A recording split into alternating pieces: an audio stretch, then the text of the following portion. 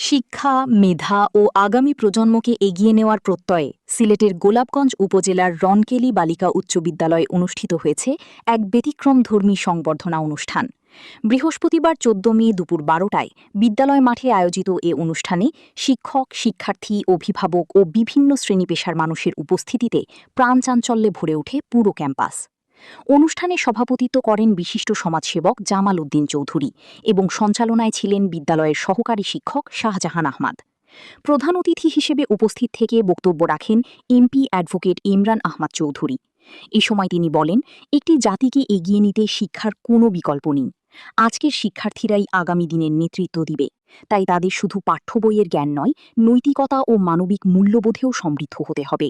রনকেলি বালিকা উচ্চ বিদ্যালয় এলাকার শিক্ষার মানোন্নয়নে গুরুত্বপূর্ণ অবদান রেখে চলেছে। তিনি আরও বলেন, শিক্ষা প্রতিষ্ঠানের উন্নয়ন ও শিক্ষার্থীদের আধুনিক শিক্ষায় গড়ে তুলতে সবাইকে সম্মিলিতভাবে কাজ করতে হবে। অনুষ্ঠানে বিশেষ অতিথি হিসেবে উপস্থিত ছিলেন সিলেট জেলা বিএনপির উপদেষ্টা মহিউজ্জুন্না চৌধুরী নার্জিস, গোলাম কিবরিয়া চৌধুরী শাহিন, ছালিক আহমাদ চৌধুরী, গোলাপগঞ্জ উপজেলা বিএনপির সভাপতি নোমান উদ্দিন মুরাদ, গোলাপগঞ্জ পৌর বিএনপির সভাপতি মুশিকুর রহমান মুহি, উপজেলা বিএনপির সিনিয়র সহসভাপতি হেলালুজ্জামান হেলাল, সিলেট জেলা বিএনপির শিল্প ও বাণিজ্য বিষয়ক সম্পাদক ও গোলাপগঞ্জ পৌর বিএনপির সাধারণ সম্পাদক কাউন্সিলর নজরুল ইসলাম, যুগ্ম সম্পাদক ও কাউন্সিলর জামিল আহমাদ চৌধুরী।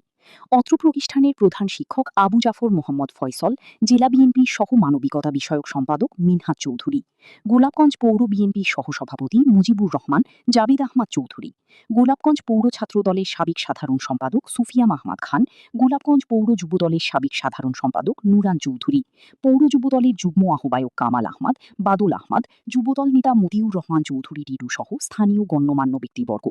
এছাড়াও অনুষ্ঠানে বিদ্যালয়ের শিক্ষার্থী সুমাইয়া আক্তার বক্তব্য রাখেন।